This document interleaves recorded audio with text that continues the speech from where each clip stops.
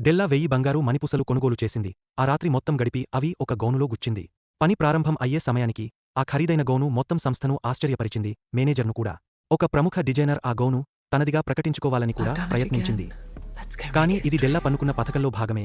ఎందుకంటే ఆ బంగారు మణిపూసలు అసలు ముత్తైదలు కాదు, అవన్నీ మిడతల గుడ్లు.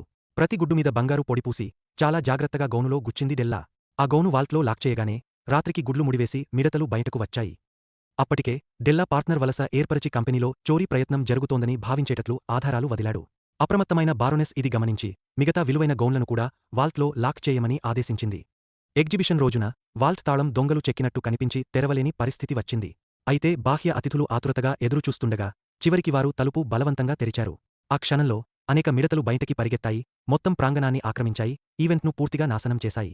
అది జరుగుతున్నప్పుడు పార్క్లో క్రువెల్లాగా మేకోవర్ తీసుకున్న Della rock and roll outdoor fashion show ప్రారంభించింది.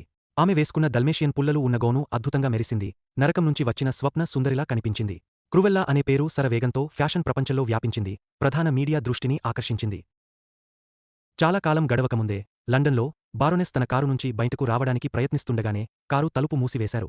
అదే సమయంలో మళ్లీ క్రువెల్లా దర్శనం ఇచ్చింది. ఆమె వేసుకున్న రాజసం నిండిన యూనిఫాం, నలుపు-ఎరుపు రోజుల గౌన్ కలయిక మరోసారి మీడియా ఫోకస్ అయింది. ఆ దుస్తులులో క్రువెల్లా అత్యంత అందంగా కనిపించింది. అందరూ ఆమె గురించి మాట్లాడుకుంటూ ఉండిపోయారు. తర్వాతి రోజు క్రువెల్లా గురించి కథనాలు ప్రముఖ పత్రికల తొలి పేజీలను ఆక్రమించాయి. అయితే తన అధికారాన్ని ఎవరైనా సవాలు చేస్తే బారోనెస్ సహించగలదా? వెంటనే ఆమె దర్యాప్తు ఆదేశించింది. కాసేపటికే క్రువెల్లా పార్ట్నర్ జనాల్లో కనిపించి వారి గుట్టు బహిర్గతమైంది. ప్రమాదాన్ని గ్రహించకుండా క్రువెల్లా ఇంటికి తిరిగి వచ్చింది. అక్కడే ఆమెను ముట్టడి చేసి పట్టుకుని తీసుకెళ్లారు.